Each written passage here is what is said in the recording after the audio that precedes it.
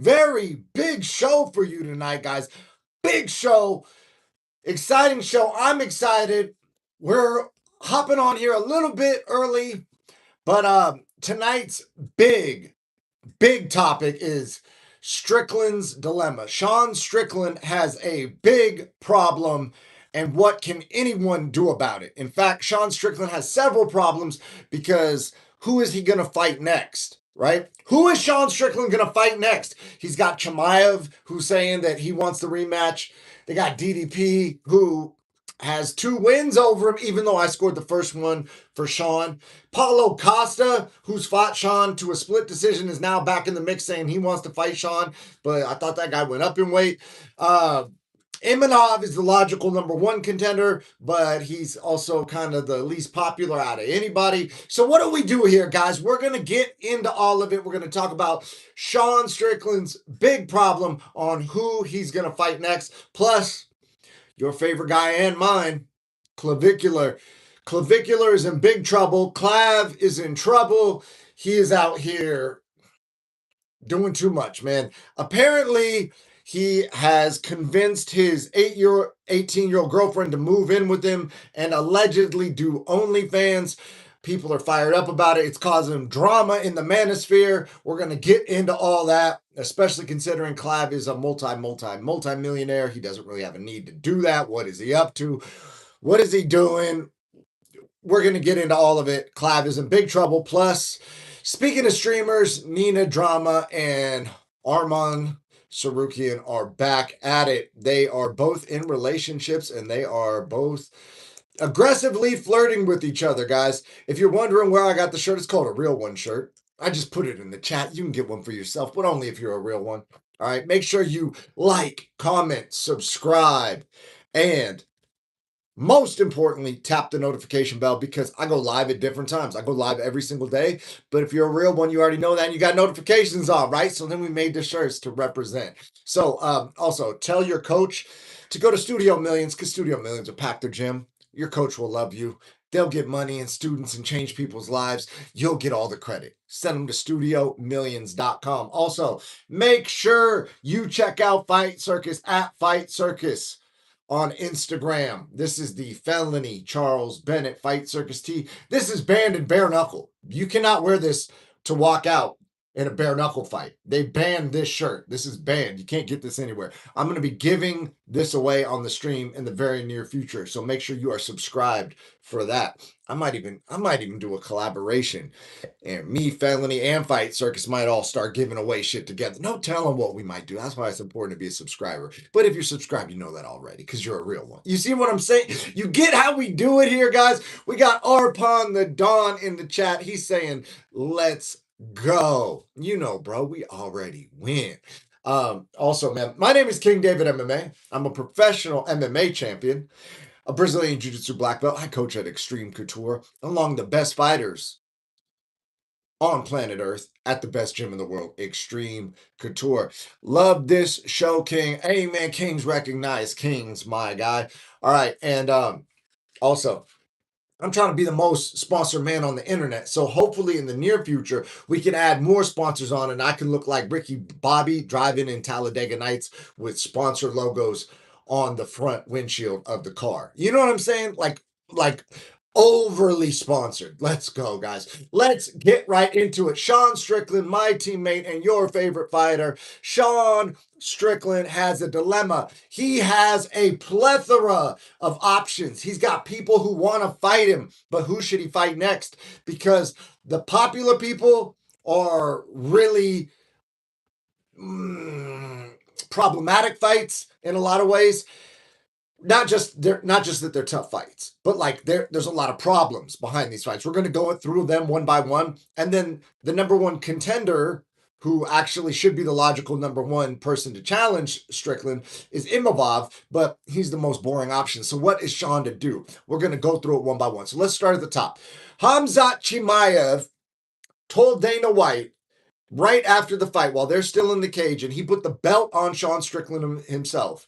And we're not going to get into we can get into that later. But in this second, we're not going to get into was the beef real or not. I believe it was real. I've got reasons to believe that. I know that they said that they were selling tickets, but I don't think that they mean that they are faking the funk. I think that it was more like, yeah, we had beef and we're just letting people know, but now we've squashed it. We got respect for each other. We'll get into that in a second. But for right now, Chimaev put the belt on Strickland and told Dana White that he wants to go up and wait. I'm well over 800 milligrams of caffeine right now, guys. I'll do a caffeine breakdown in a second, but Chimaev told that to Dana. Chimaev also has a problem because Chimaev would be the number one option for a Sean Strickland rematch, but they fumbled the bag because here's what they did. One, they said that they've squashed the beef. That was just to sell the fight. So now why would people tune in to the rematch? So they've already dampered down. They've killed the heat. They had heat. They had a problem. They had beef. If Chimaev would have said, man, I won that fight, I don't know what the judges are looking at.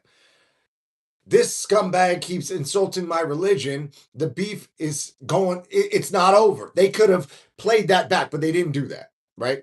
So now they've got the fans, people at home salty, looking at them like, bro, you gave us fake beef. You were selling wolf tickets. Was that what you, and I don't think that's what they were doing, but that's the public perception that they've got to overcome. And then what are they going to do? Re-beef? Like, how do they make that work? How do they make it a big fight again? So that's a huge problem.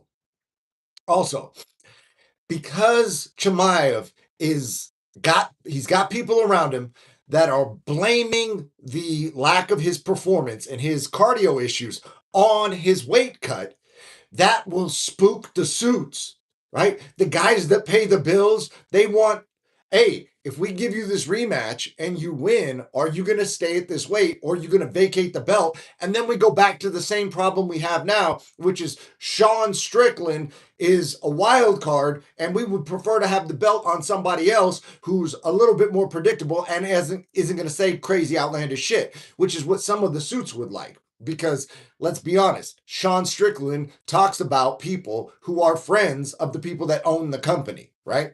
So, hey, Chimaev, we think you have the best chance of winning. We would love to put you back in there, but you're saying you want to go up and wait. So you're going to win and then what, leave, vacate the belt, right? And so that's a huge problem because the same reason that they're giving for why he had cardio issues, why he gassed out, why he didn't perform up to his capabilities is the same reason why they wouldn't want to put the belt on, because if he's going to win the belt and vacate anyway, why give him a title shot? So Chimaev has built-in problems getting a rematch with Sean Strickland, and they're through his own words, his team's own words, talking about weight issues. Also, next up, this fight, I believe, would be the most redemptive for Strickland. It's one of the most difficult. It's the DDP rematch. They've already fought twice. So it's not just difficult in that DDP has an awkward style and he's very athletic. He knows Strickland's style. They fought multiple times. But it's also difficult because they fought multiple times, right? So, like, we're going to watch that again. Does the public even want to see that? So how would they sell that? Oh, this is the guy that beat Strickland twice, and now he's going to fight him again. So the UFC just keeps giving this guy title shots, or like, how do they frame that? You know what I mean? So that's an interesting fight. Let me check the chat real quick. We got Felicia Bell in the chat. Let's go, dub live stream. Winners recognize winners, guys. Felicia trains at Extreme Couture. She is a what are you, national champion in collegiate wrestling? I believe she is a national title holder in college wrestling. So shout out to her and her dude Asa. He was out there in Oregon when I was just cornering Oregon. He fought. He got his nose broken in the first spot through some adversity. Put the boots on him. We call that boot scoot boogie. You know what I mean? And then what were you saying? Hey, what were you saying on Instagram, dog? Putting hands on the back of his ears. Bop, bop. So, anyways. The chat's popping up. Yes, sir. Natty Champ. Let's freaking go, guys. See, man, so if you're subscribed to the channel, look at the type of company you're in. Winners recognize winners, guys. So the subscribers get it. We got the best subscribers. We got the best chat. Let's go. All right, so DDP's got its own problems because DDP's already fought him, and then it's like, what is DDP going to win again? And then what? Chimaev would stay at 185 to win the belt against DDP because DDP's not going to match up well with Chimaev, or does Chimaev go up and then DDP fights Strickland? UFC would assume that DDP would win that fight, and then then who's DDP going to fight, right? Like, so there's some complications getting complicated, making things complex, adding complexities to the current situation, right? Also, Paulo Costa just started chirping. Now, we're going to get into Paulo Costa as a potential fight, but before we do that, he said he's got 3 options. Paulo said this. He said, 1, go to middleweight, because I believe he went up to 205, right? So he's a light heavyweight now. So he's saying he would go back down. Again, weight issues. If you're going to go fight at 185, they want you to, if you were to win, stay there and defend the title, right? They don't want you to go get the title and then go back up to 205. They're not looking for that. So that Paulo Costa's already causing his own issue with that. And then he said, or he can go up to heavyweight and he's going to fight Josh Hokett. Well, Josh Hokett's already booked, bruh. So Paulo Costa is, I believe, engagement farming. He's trolling, but it's fun to talk about, so we're going to give him the engagement he wants. He also said he's going to get out of his contract. This is his 3rd option. Just get out of my UFC contract and go fight Mike Perry. Bro, at least if you're going to engagement farm, make it believable. You're not getting out of your contract, dog. That is absolutely not what's happening. John Hogan just hopped in the chat. He said, hi, everyone. What's up, bro? Hi, how you doing? My guy. Good to see you on the fucking chat. Let's go. All right, and so Paulo Costa, he fought Sean Strickland to a split decision, and that would be an interesting rematch. But again, the weight issue. These guys don't get that when you start jumping around weight classes, you are detracting from your ability to get a title shot, because the UFC wants someone who would, if they won the belt, stay in the division and keep fighting. It is not good for them not good for their business if someone wins the belt, gives the belt up, and now 2 guys who are perceived as not the best guy are fighting for the belt that should be that guy's. So that's why they don't like people switching weight classes until you clean out a division. Paulo Costa already has weight issues. Anyway, so that's a problem, right? So now we've gone through Strickland's current dilemmas. Chimaev, weight issues, problem. Also, they got rid of their beef, problem. DDP, they've already fought twice, so what are they going to fight a 3rd time, right? And then Paulo Costa, he's talking all over the place. He's not even in the weight class. He's talking about fighting for the belt. Maybe he could spark some drama, spark some beef, and get the title, but he already moved out of the weight class. Nobody's looking for that. So then that leaves us with 2 more, right? Number 5 is a little fun. So make sure, because we're gonna get theoretical into some super fight potentials, right? So the next potential contender up is Imavov. He's the logical number 1 contender because he's in the weight class. He's been in the weight class. He hasn't been, I'm going to move up and down, and none of that, right? But Strickland's already beat him. So that's good for Strickland because Strickland knows he can beat him, right? There's no guesswork, right? If this guy comes in and Strickland comes in and they have a similar fight, Strickland wins the fight. So unless this guy has had drastic improvements or something went drastically wrong in the other fight, that's a fairly, as much of a lock as you can get, right? So that's like, hey, first title defense, fight Imavov, right? Well, the problem with that is nobody gives a fuck about Imavov. Like, not like the hardcores, but like, dude, the hardcores, we're such a, I barely consider myself a hardcore. I'm like a hardcore because I actually fight. But when it comes to watching this shit, you guys know way, way more about these dudes than I do. Like, I see people in the chat talking about so-and-so versus so-and-so, and I'm like, what fight event is that on? And they're like, UFC. I'm like, I didn't even know those guys were in the UFC, right? So a lot of the guys on the fight nights, I don't know who they are. Speaking of people who I barely know who they are, is Imavov. And the reason I know him is because he fought my teammate Strickland. At Extreme Couture, I've heard of this guy's name. That's the only reference I have for him, right? So if I'm a pro MMA champion, a black belt, I coach at the number one gym on the planet, and my teammate fought him, and I barely know who he is. Think about what a casual fan that nobody has any idea who that dude is. And I'm sure he's excellent. I'm sure he's great. I'm sure he's a fucking problem. He's ranked 1 or 2 in the world, right? He's in the top 3. But what are we doing? We're, we're not giving the broader audience the fights they want, right? They want to see some electricity, they want to see a spark, they want to see some charisma, they want to see it mean something, not some dude who the public perceives as boring or non-charismatic who's already lost to Strickland. So like, how do they build that fight? Strickland calls him a goer, you know what I mean? And then will people even believe Strickland's being honest because Strickland said that he was just selling the fight with Chimaev, even though I've got personal experience being around Sean, and Sean is 2 different people in the same person. There's before violent Sean and there's after violent Sean. Before violent Sean, if you get in, you talk to him before sparring, he's a bit aggressive. He's a bit, what do they call it? Rough around the edges. You know what I mean? He's a bit thorny. You know what I mean? He's got a spiky personality. You know what I'm saying? You get him after he spars, different guy.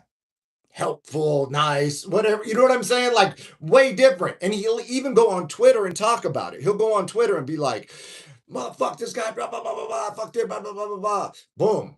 Talk all kinds of shit, call people out of their names, all that. Go spar, come back on the same day on the same Twitter and go, hey guys, about everything I said earlier, I just needed to spar. I feel better now. That guy's not a bad guy. That guy's an all right guy. So I believe that's what happened in the Chimaev fight, is that before the fight, adrenaline's high, anxiety's high, fucking, you're ready to bash a man's head in, so you're going to say some wild shit. Then you fight that man for 5 rounds. You have a newfound respect for him, and you're like, okay, you're a real one. We're the same. You're a real motherfucking one. Okay. I take back everything I said. You're a good guy, bro. And thank you for putting the belt on me, bro. That means a lot. And then how could Strickland stay mad at him after the dude put the belt on him? Right? So I believe it was more of that. I believe they were trying to sell the fight. I think Sean's intelligent and understands that the more shit he talks, the more he sells a fight. But I think at the time he was talking the shit, it was actual, real, honest shit talk.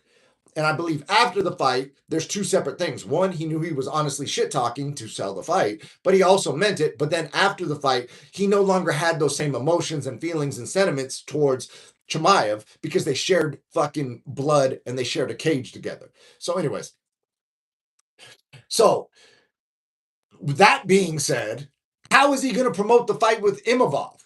Because now people are starting to doubt Strickland's authenticity because unless you have some insight into it, you would just think that when he goes, oh, we were just selling the fight, he means he didn't mean any of it.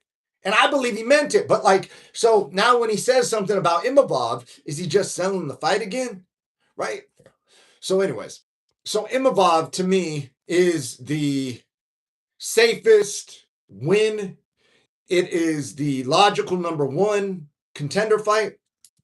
It's the fight that probably, if we're in a fair world, should happen. But will it happen? Or will they go with somebody else? So I'm looking at this list and I'm like, these are 4 very like traditional options, right? What if we threw a fucking wild card in there?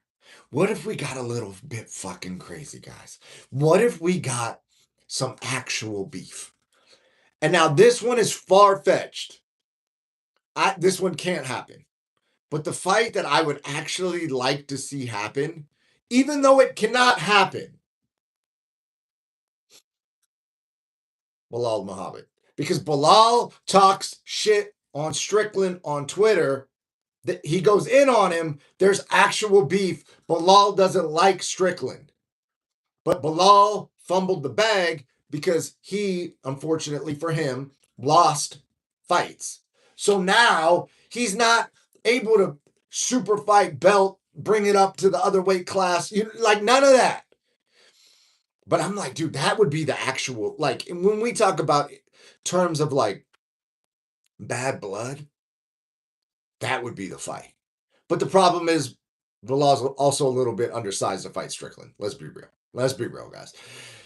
So, anyways, I thought that would be a compelling super fight if we could have got it. We can't get it now. So now we have 4 options. I don't think it's going to be Chimaev. I would like Strickland to get redemption against DDP, but I don't think it's going to be DDP. I'm saying they're going to go with Imavov. They're going to run it. And even though it's not the fight that we necessarily want, it is the fight that, like, if we're being honest, Imavov probably deserves it, especially considering Chimaev is claiming that he had weight issues. And, I mean, Dana says that he made weight. Every single fighter and every single weight cut coach, every single dietitian, every single nutritionist on the planet says that he did not make actual weight, that the scale was still bouncing up and down. He didn't actually make the weight. Chimaev saying that the weight cut affected his performance. And now here we are, right? Are we going to really do that? And then he wins, let's say, and then goes up and then vacates the belt. And then what are we going to do? Have Strickland, DDP fucking 3? Are we going to have DDP versus Imavov? They're not the most recent title holder, right? So you would have to have Strickland at that point, right? So then if Strickland's going to be fighting for the belt anyway, win or lose, then why would they put Chimaev in there, right? So now, you guys, we're playing matchmaker together, right? Let's say, I want to ask you guys 2 experiments. Imagine you're Sean Strickland. You're trying to secure the bag. Which one of these fights do you take? For most revenue possible. Now, most revenue possible is split up into 2 different styles of revenue. Short-term, immediate, this is a guaranteed win, and now I can fight again and again, or this is the biggest fight I can possibly get. So let's say Imavov is the most likely win for Sean Strickland. Like, let's say he's 85% chance going to win that. Fights him, then fights what? Paulo Costa? Then fights DDP? Like, how would you structure it? You get what I'm saying? Like, think about, you're imagining your career as champion. Which order do you fight? Or do you just say, fuck it, whoever's next is whoever's next? UFC gets to pick, right? Do you try and choose your own destiny and start aligning yourself in directions to get the fights that would benefit your long-term financial future? Or do you go, hey, the rematch with Chimaev is going to make me the most money in the short term. Fuck it, Chimaev, let's run it. Even though you're probably the most dangerous fight out of all these guys, let's run it back. Because that's the biggest money fight. Is that what you do? Let me ask you this. You're the UFC. You're the UFC. You're matchmaking the UFC. And your goal is to maximize long-term profit while keeping the integrity of the sport high. Now, you don't have to keep the integrity of the sport perfect because all these guys can fight. But you have to keep it somewhat believable and somewhat like, that guy kind of does deserve it, right? So at some point, the guy that deserves it should get a title shot at some point, but it doesn't have to always be the most deserving guy. It could be like one of the top 3 most deserving guys, but the guy that sells the most, right? Like, so the guy that gets the most viewers, has the biggest social media, talks the most shit, right? So what would you do in that situation, right? I think this time they're going to go with the guy who deserves it the most, Imavov. It's going to be Imavov versus Sean Strickland. I believe Sean Strickland will win that fight again. And then by the time it's time to match Strickland up with his next opponent for his second title defense, Chimaev's going to be up at 205. Paulo Costa's still going to be at 205. DDP will probably have another win. It'll probably be Strickland will beat Imavov, and then he will fight DDP again in the trilogy. At which point Strickland wins, and then they cannot have a 4th fight. So Strickland will get the last laugh, and then there'll be a new contender coming up. So that's what I think about that. Strickland's got a big problem, but guess what? It's good to have options, and he's got options. So he's in a good place. Because guess what? The place you don't want to be is not the champ with no options, right? So John Dong's in the chat. He says, "What's up? What's up? What's up, bro?" Also, speaking of problems, clavicular has actual. I'm doing a little bit of clickbaiting, guys. I did a little bit like, oh, Sean Strickland's dilemma. Sean Strickland has a problem, and nobody can solve it or something like that, right?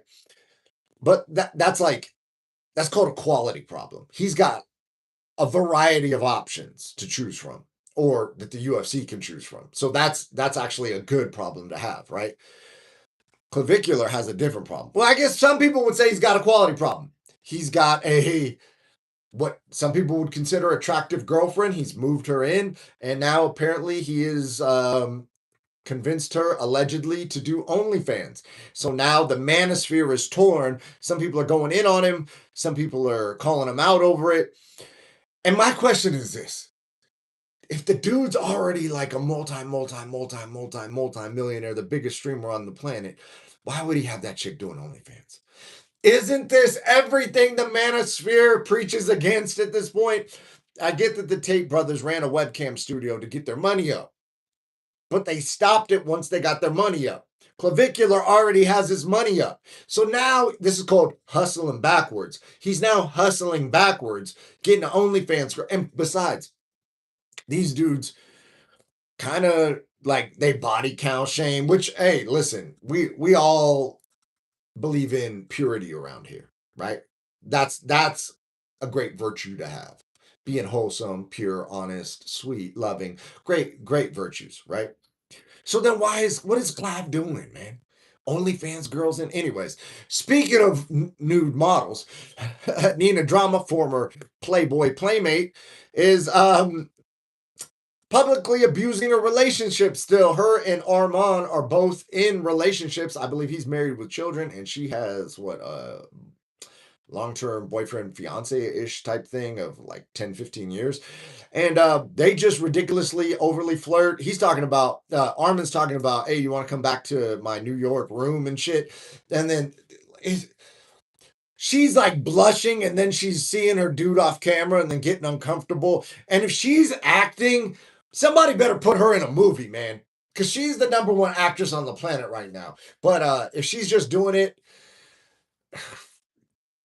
without regard for her situation, and Armin is doing it without regard for, that's wild. That's crazy, man. And I thought we were bringing back the traditional family. I thought we were bringing back morals and virtues. I thought we were doing that. Maybe I was tripping. Maybe I got a different memo than everybody else got. But anyway, I'm a big fan of Nina Drama. I think she's extremely talented. And I know that sounds crazy because a lot of people say like she's the opposite of talented. But as someone who speaks to a camera, Nina is very, very, very good. And she's got a unique ability to come across as like genuine and curious, but also like vulnerable, right? So sometimes when she's interviewing, she comes across as like sharing information that like doesn't paint her in the best light, but it's like it's like a vulnerable moment for her. And I'm like, dude, to be able to do that on camera, that's kind of that's like in a lot of ways admirable. You know what I mean? Because a lot of people try and do the opposite. They try and like front like everything's all good. Like, oh man, I've been pimping since I was born. Everything's all good with me, right? And then she's kind of got like a different take, and her questions are super unique. Plus, she's got a great editor. And so, as someone who creates videos, right, the importance of having an awesome editor is fucking great. So I've had editors in the past. That's why I didn't post on YouTube for a long ass time. I was burnt out on trying to deal with these editors. And now I just realized I'm going to go live, hang out with you guys, chop it up in the chat. The channel's still at a point where while it's growing, I'm able to respond to every comment. So I read every comment and I respond. And now if you say something really stupid, I'm just going to delete it and block you. But like, if you have a genuine comment, I'll give you a genuine response, right? While I'm still able to do that, in which I may not be able to do in the near future because obviously the channel's growing. But like, one of my biggest issues was like being a perfectionist, right? And I wanted to have like the perfect edits, and dude, hiring editors, you would think it's very straightforward. You could give them like a video. Hey, I like this editing style.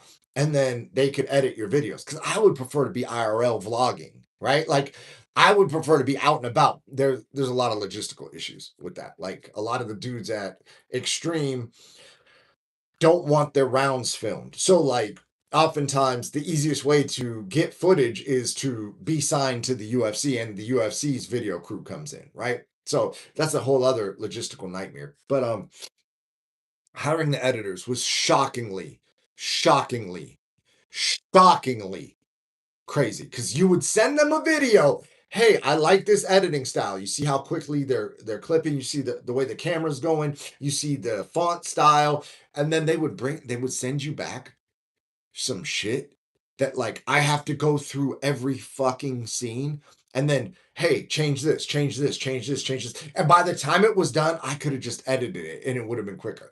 Anyways, so I appreciate Nina Drama's editor, even though it's super simple edits. Like even when someone throws a strike on her and it goes pow, like pow, and then she throws one and it goes pew, right? And like that little difference in the edit to me, I'm like, okay, they're at least thinking, right? And so right now we're in a stage where every UFC, every MMA interviewer interviews in the same fashion, right? It's the same questions over and over. And then Nina's in her own lane. So I really appreciate her ability to get outside the box and do that.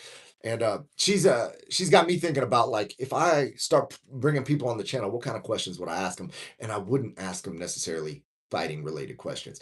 Anyways, guys, let me check the chat real quick. Okay, Arpon the Don says drama is in her name. Yeah, man. I guess dude knew what he was signing up for, right? Homie knew what he was getting himself into. Her name is Nina Drama. So, of course, there will be drama. And that leads me to the life lesson of the night.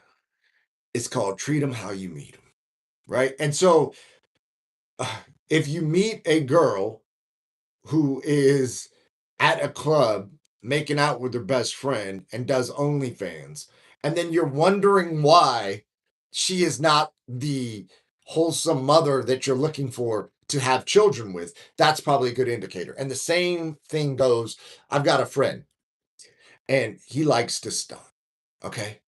But the issue is that he's right at that income level where sometimes he can stunt, but he can't maintain the stunnery. You know what I mean?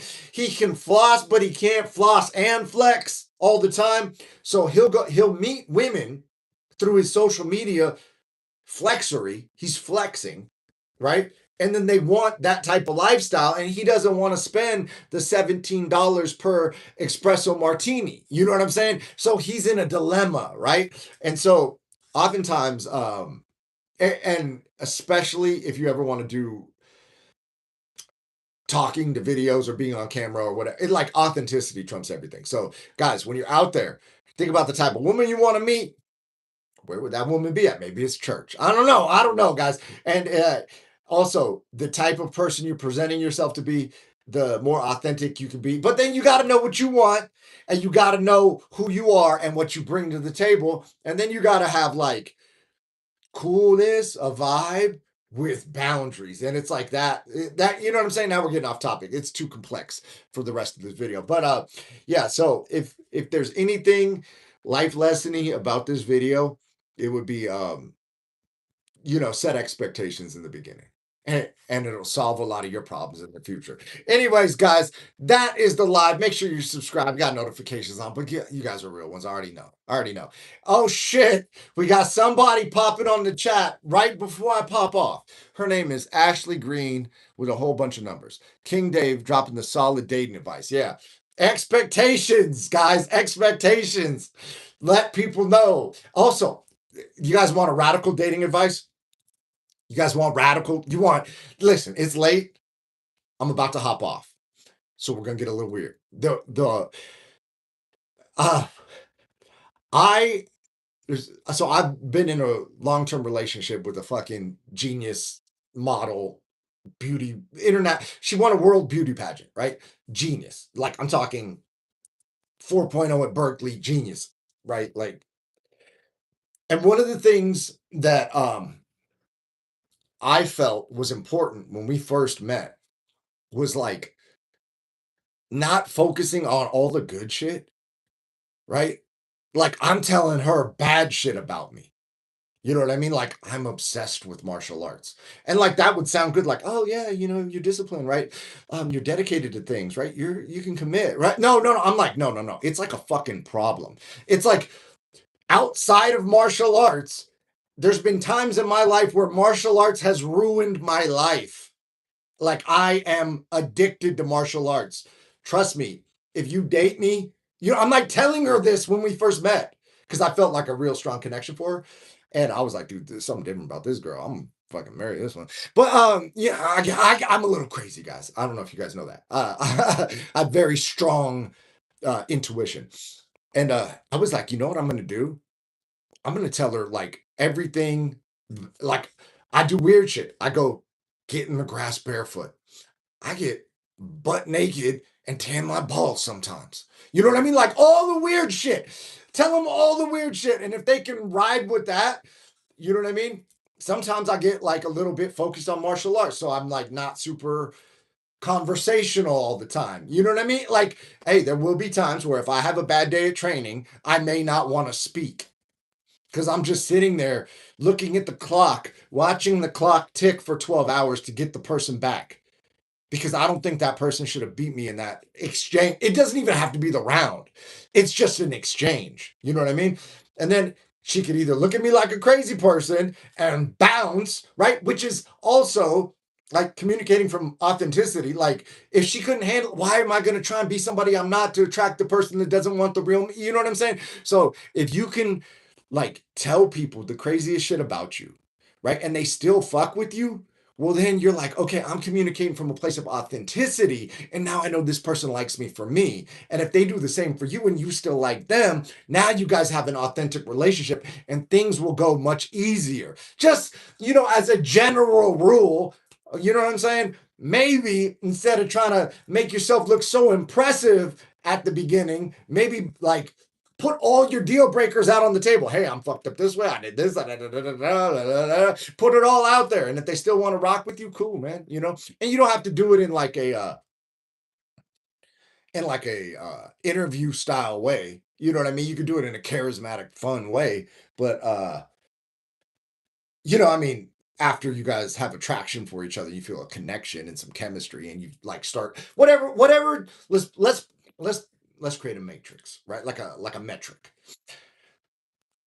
Okay, me, mutual attraction, chemistry, ongoing connection, right? Now, when you're moving from chemistry into ongoing connection, oftentimes that would be probably for me the best time if someone asked me like when should I drop all the fucked up shit about me, that would probably be the time. Hey, before we take this any further, let me let you know all the bad shit about me because you've been seeing the good side. You've been seeing the funny guy that's like, oh yeah, girl, no, it's no worries. Yeah, no, no, order whatever you want, girl. You don't like that, right? So that's the issue that I was telling you guys about my friend because he comes out and he fronts and he stunts and he does all this. And then girls are like, oh shit, you're balling like that? Let's go out. And then it's like, dude, what happened at the $300 dinner you posted on Instagram? And now you don't want to take me out to the $300 dinner? You get what I'm saying? So if you kind of do it in reverse, right?